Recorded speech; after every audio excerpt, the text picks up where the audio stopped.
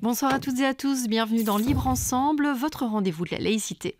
Plusieurs suicides en quelques mois, un manque de personnel criant, des conditions de vie catastrophiques.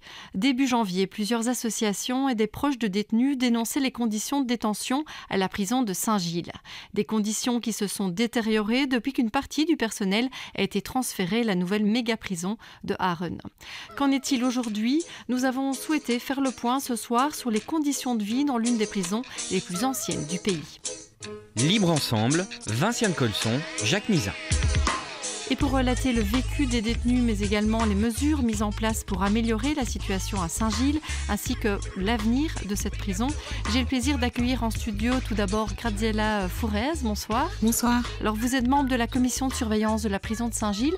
Peut-être un mot juste sur le rôle de la commission de surveillance. C'est quoi une commission de surveillance ? Écoutez, les commissions de surveillance ont pour mission d'exercer un contrôle indépendant sur les prisons pour lesquelles elles sont compétentes.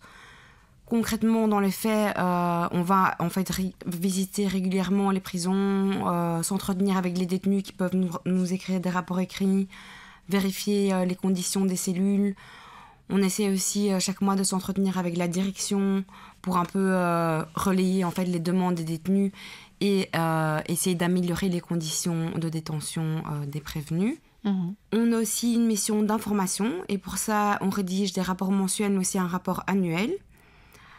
On communique aussi des informations, des avis, des recommandations au Conseil central de surveillance pénitentiaire qui a pour rôle de chapeauter en fait, et de soutenir l'ensemble des commissions de surveillance, sachant qu'au total, il y a 33 commissions de surveillance pour les 36 établissements pénitentiaires de Belgique. De Belgique, d'accord. Alors, vous nous parlerez dans un instant justement de ces conditions de détention et à quoi finalement ressemble la vie aujourd'hui à Saint-Gilles. Mais on accueille aussi dans cette émission Jean-Pierre Luxen. Bonsoir. Bonsoir. Vous êtes conseiller moral à la prison de Saint-Gilles. Vous êtes donc conseiller bénévole pour la FAMD, la Fondation pour l'assistance morale aux détenus.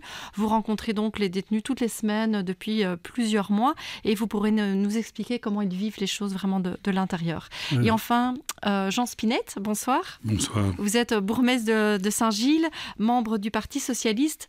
Et donc, en votre qualité de bourgmestre, vous êtes tenu d'assurer la sécurité et la salubrité sur le territoire de votre commune, y compris donc au sein de la prison. Oui, j'ai découvert cette particularité en prenant mes fonctions il y a peu et qu'effectivement j'étais chargé surtout de m'assurer du respect des normes pour des établissements comme les prisons mais aussi les maisons de repos et de m'assurer du respect de ces normes sans nécessairement avoir toujours les outils de ce contrôle.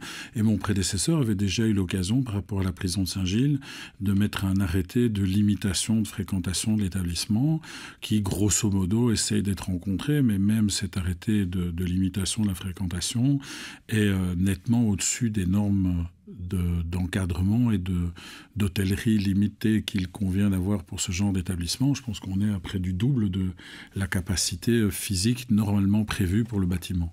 Et donc c'est une réalité connue depuis de longues dates. Dans mes fonctions précédentes comme président de CPS, j'avais été confronté à des aides sociales qui devaient être octroyées aux gens à la sortie, pendant et après, et de voir comment la réalité a bougé. Donc c'est vrai qu'une des premières tâches que j'ai eues, mais à l'appel, j'ai été appelé par la commission de surveillance qui tout de suite m'a interpellé avec un certain nombre de collectifs associatifs de l'aide aux personnes qui essayent de rentrer dans la prison sur la situation à peu près fin décembre. Juste avant les fêtes. Et donc, c'est vrai, quand vous évoquez la problématique de janvier, elle est malheureusement plus ancienne que cela.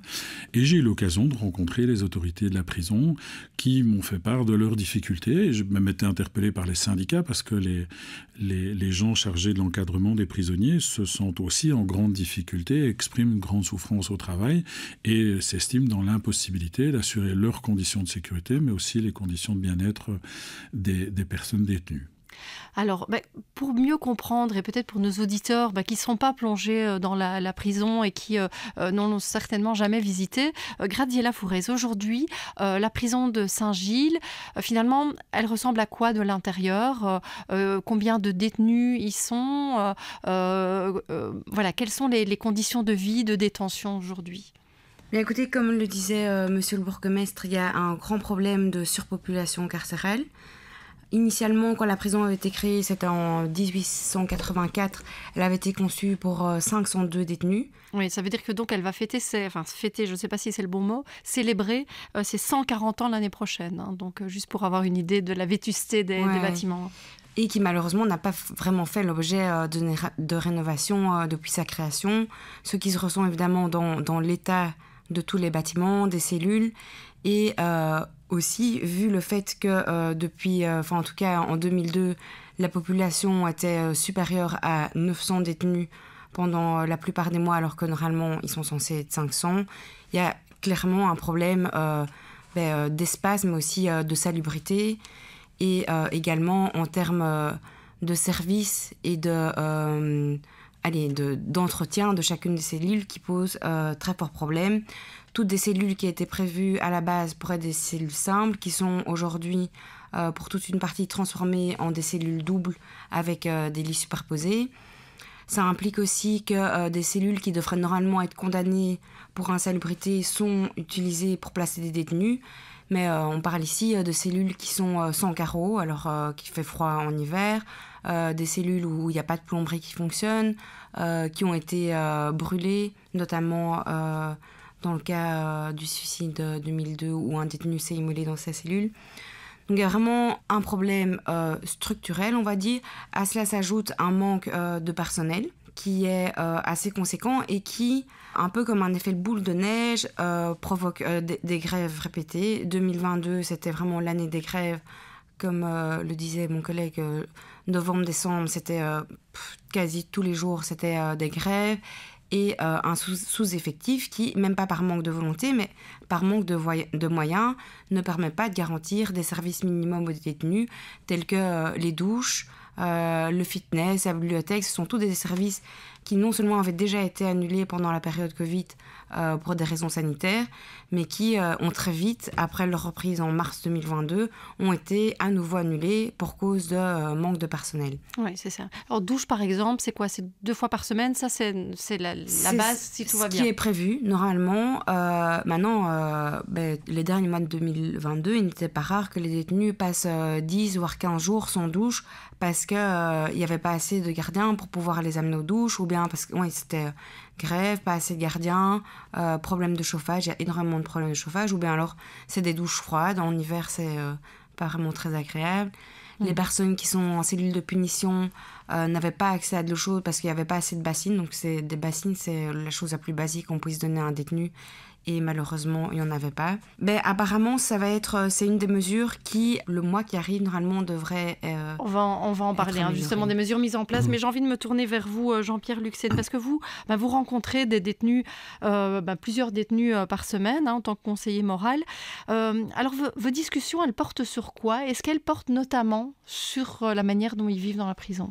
Alors donc, je rencontre 7 à 8 personnes toutes les semaines. Je vais rencontrer toujours les mêmes détenus avec un turnover de 30%. Et tout ce qui vient de se dire autour de la table est vécu au quotidien et donc exprimé. Avec une certaine résilience pour certains, voire une certaine résignation. Mais très clairement, pour moi, je pense que Saint-Gilles, je n'ai pas fait d'autres prisons, certainement un des endroits les plus déshumanisés et les plus déshumanisants qui soit au niveau carcéral.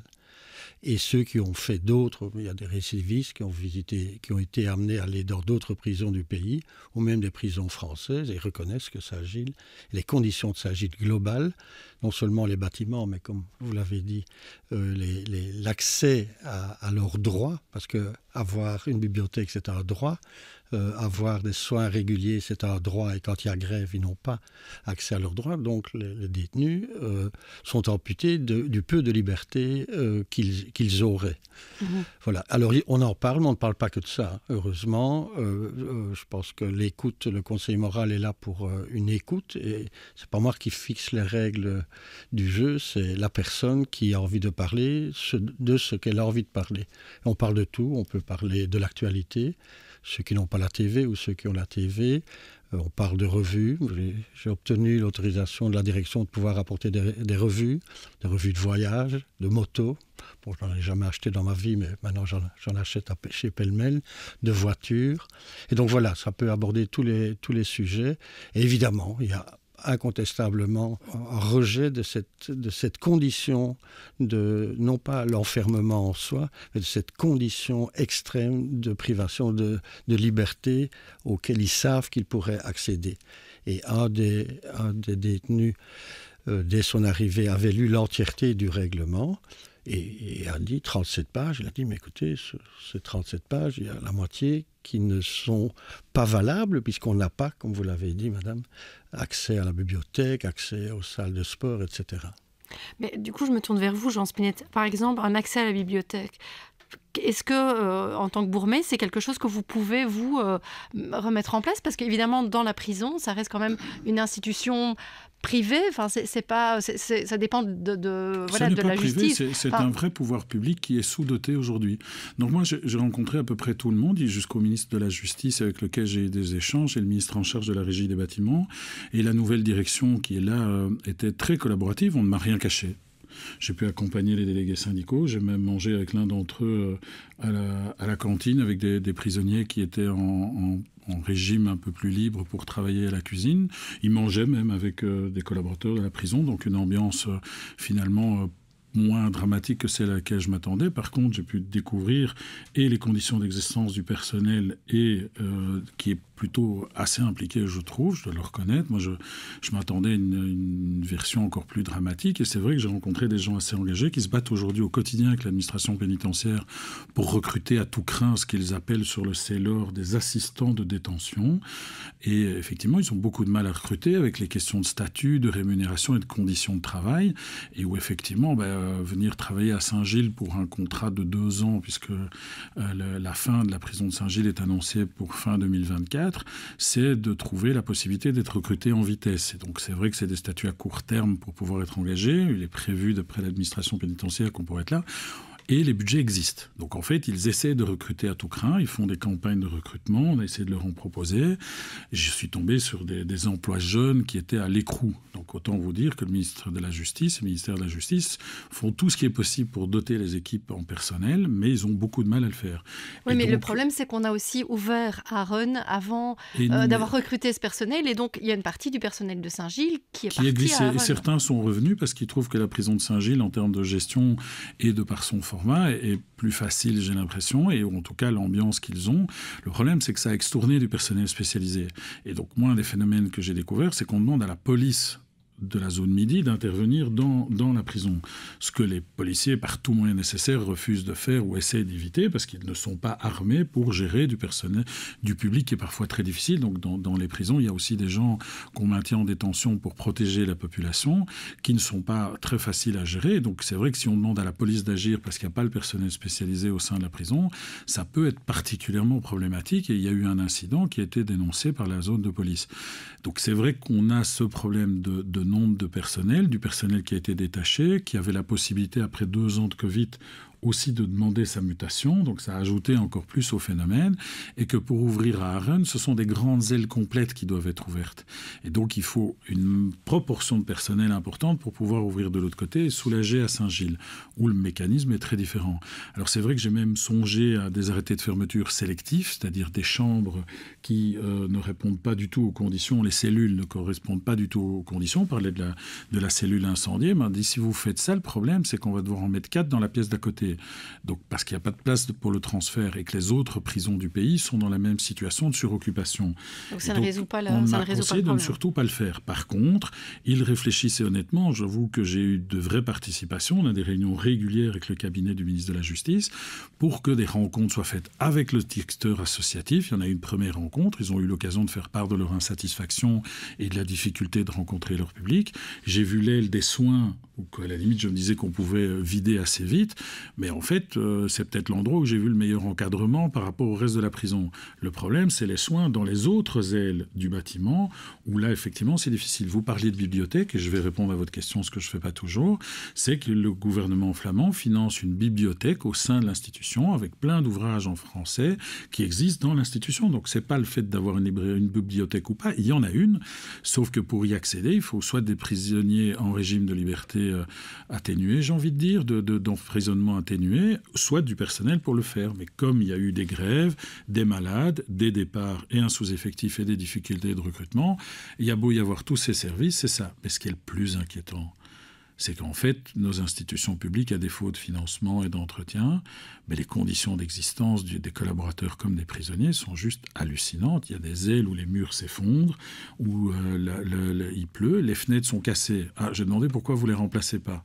Mais c'est ça, on parlait tout à l'heure de textiles et de carton mis devant les fenêtres. Oui, mais en fait, les carreaux sont cassés régulièrement pour se passer des choses de cellule en cellule, et donc ils cassent les carreaux pour utiliser avec des morceaux de drap de tissu des échanges pour des substances leur permettant peut-être de passer un séjour un peu moins désagréable, ou des téléphones, ou du matériel de chambre en chambre. Mais alors, ce qui est hallucinant, c'est qu'en bas, donc les gardiens sont désespérés, puisqu'en fait, les carreaux sont pétés, donc le chauffage tourne à 24 degrés pour compenser l'absence de carreaux, pour qu'ils aient moins froid, mais les carreaux sont pétés régulièrement, donc ils ne les remplacent plus.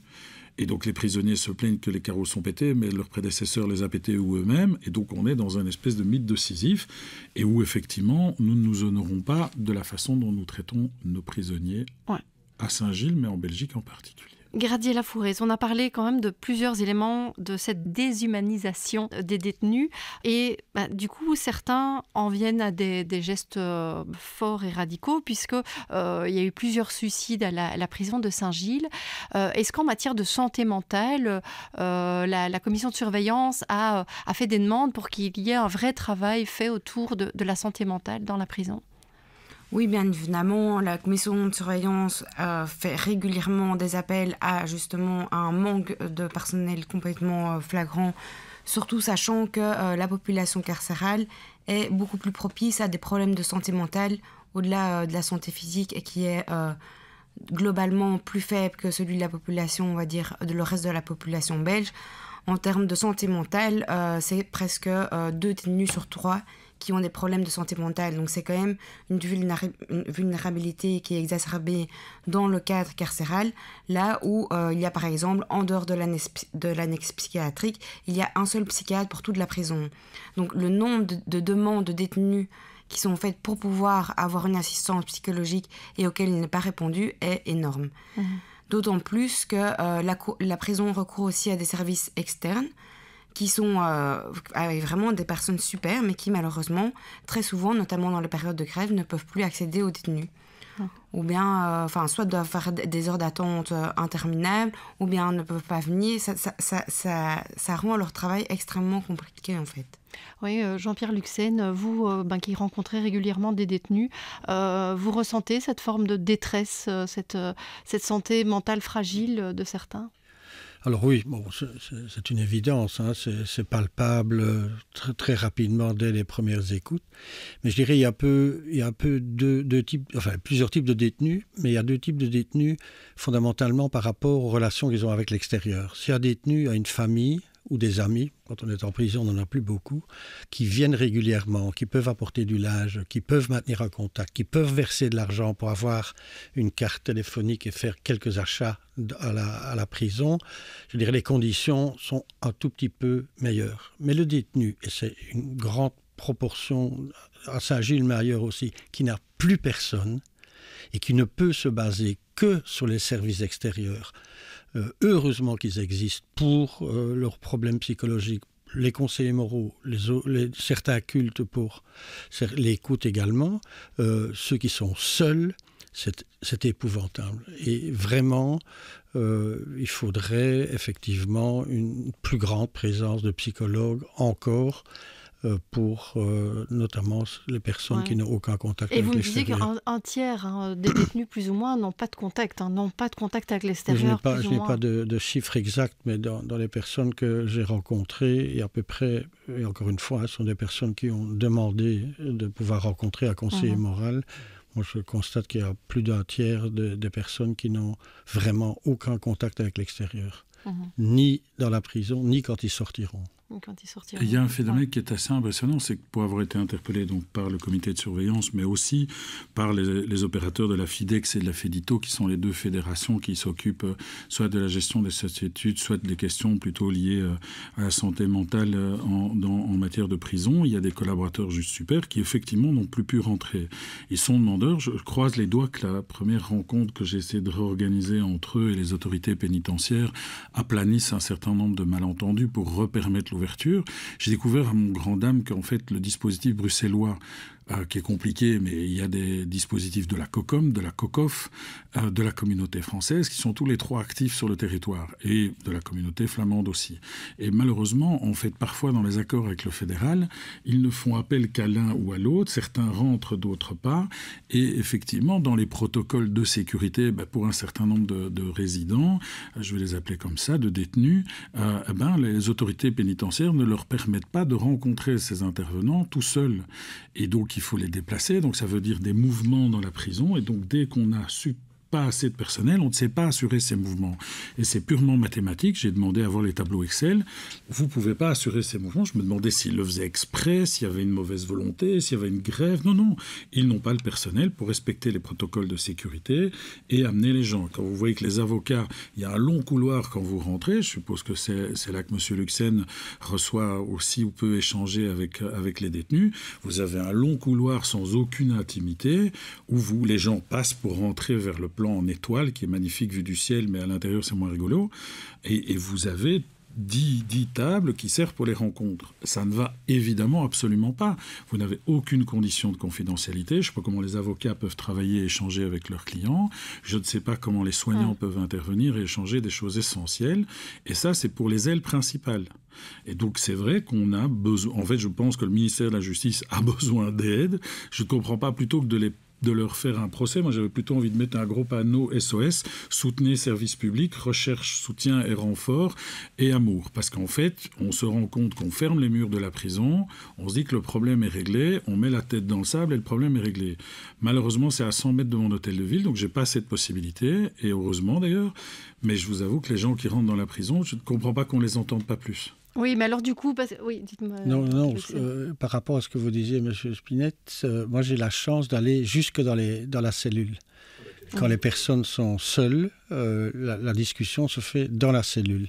Et de voir également, dans les cellulaires et dans les différentes ailes, d'avoir l'occasion aussi de rencontrer les surveillants et surveillantes qui font un travail extrêmement difficile, dans des conditions de sous-capacité et pour lesquels, je dirais, les moyens qui sont mis à leur disposition leur permettent juste d'assurer le minimum.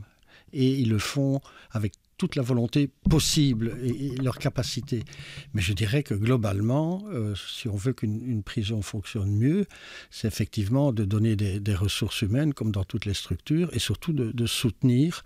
Et je pense que tout le monde essaye que cette grosse machine fonctionne, mais globalement, le désinvestissement se marque vraiment au quotidien.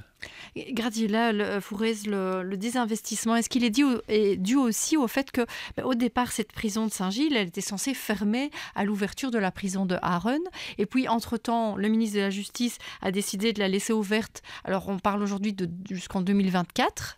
Est-ce qu'on en sait un peu plus sur l'avenir de cette prison? Est-ce que vous, au sein de la commission de surveillance, vous avez un peu plus d'éléments sur est-ce qu'on va la vider progressivement ou pas, ou est-ce qu'on envisage de la rénover? Où en est-on? Bien, écoutez, les projets pour Saint-Gilles et le transfert à Haren ont régulièrement changé, donc on n'est pas encore sûr de ce qui va se passer. Là, aux dernières nouvelles, il y a une aile de Saint-Gilles qui devrait être fermée en mai 2024 et qui devrait commencer à être rénovée pour pouvoir accueillir par la suite d'autres détenus qui seraient en fait les détenus sans papier. Donc un centre fermé. Ça reviendrait en effet à un centre fermé. Une des pistes, en tout cas au visage aujourd'hui, ce serait de fermer une aile pour les détenus, de la rénover et de transformer ça en centre fermé. Oui, en effet, deux ailes qui sont actuellement les plus catastrophiques, qui seraient réaffectées à un centre fermé. Maintenant, il n'y a aucun projet concret, ni officiel, ni fixé, donc on reste vraiment dans l'incertitude. L'impact de ce transfert vers Aron a évidemment eu des conséquences aggravantes pour le manque de personnel, sachant qu'ils ont commencé à transférer le personnel de Saint-Gilles vers Aron sans le remplacer, d'où le fait que la situation n'a fait que s'empirer. Et monsieur le bourgmestre parlait des visites d'avocats ou du manque d'accès des personnels qui offrent un service psychologique, mais c'est même pas un manque d'accès aux tables, ce sera encore un outil d'aide pour les détenus, mais ils ne pouvaient carrément pas rentrer en prison. Et on arrive aussi à des cas où les prestations médicales se font au guichet, donc c'est-à-dire au travers d'une porte. Donc le médecin doit examiner le détenu et le soigner au travers d'une porte. Donc c'est des conditions où clairement les possibilités d'offrir des soins appropriés ne sont pas du tout respectées.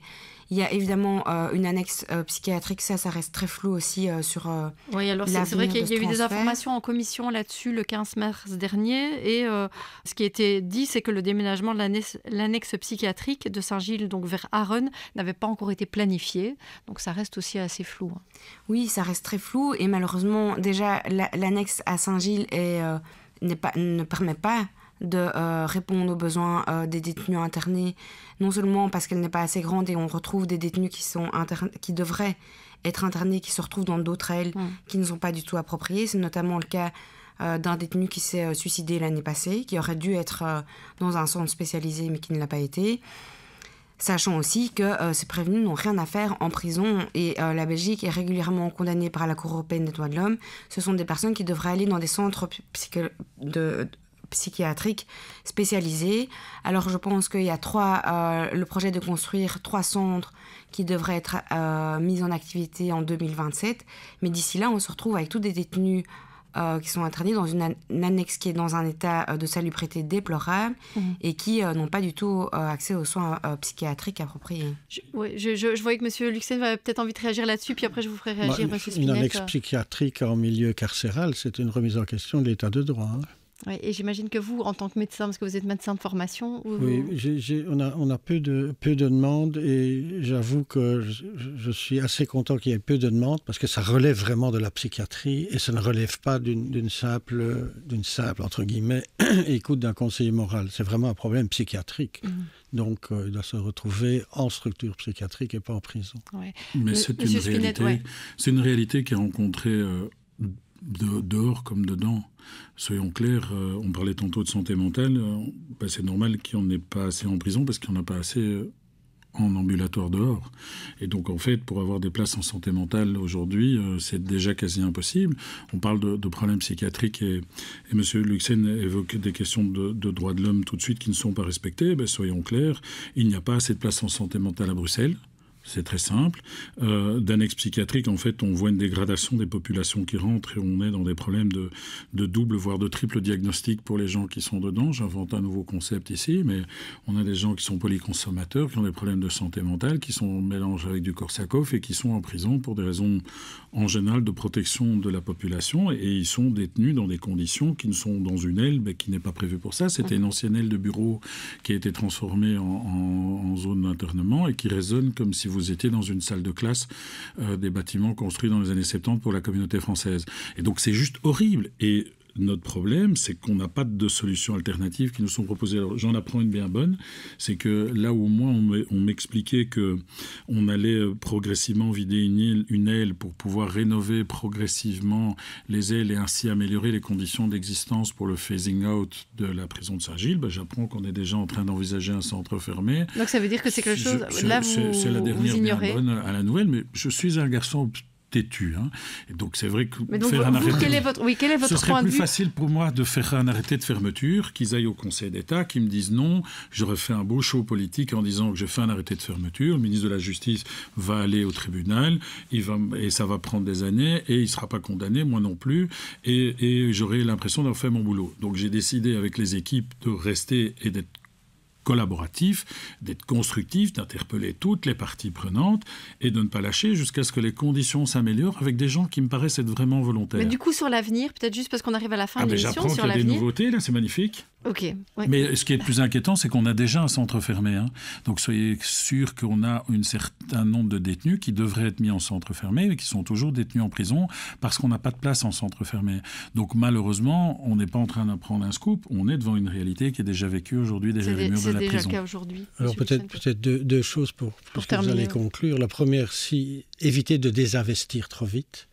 Hein, essayer de donner du temps au temps, comme dirait quelqu'un, et certainement ne pas désinvestir au niveau des ressources humaines. Et je dirais même renforcer les ressources humaines. Bon, il y a les bâtiments, il y a l'infrastructure, mais si on peut renforcer les ressources humaines, soutenir les surveillants, ça permettra certainement de diminuer la tension dans cette prison, ça évitera les grèves qui sont catastrophiques, etc. Voilà. Et tensions aussi entre les détenus, on n'en a pas parlé, mais c'est vrai qu'il y a des tensions qui sont fortes, parce que si on donne une douche à l'un et qu'on ne peut pas la donner à l'autre, évidemment, il y a des jalousies qui peuvent se comprendre. Et parfois des tensions entre co-détenus qui sont dans une cellule minuscule parce que c'était une cellule prévue pour une personne à la base. Ouais, donc on voit qu'il y a un vrai travail à faire et que la AREN a quand même eu un impact là-dessus, puisque en matière de personnel, c'est tout à fait clair. Merci vraiment à tous les trois. Donc je le rappelle, Jean Spinette, bourgmestre de Saint-Gilles, Gradiela Fourez, vous êtes donc membre de la commission de surveillance de la prison de Saint-Gilles, et Jean-Pierre Luxen, conseiller moral à la prison de Saint-Gilles pour la FAMD, donc Fondation pour l'assistance morale aux détenus. Merci beaucoup de nous avoir suivis. Une belle soirée à tous.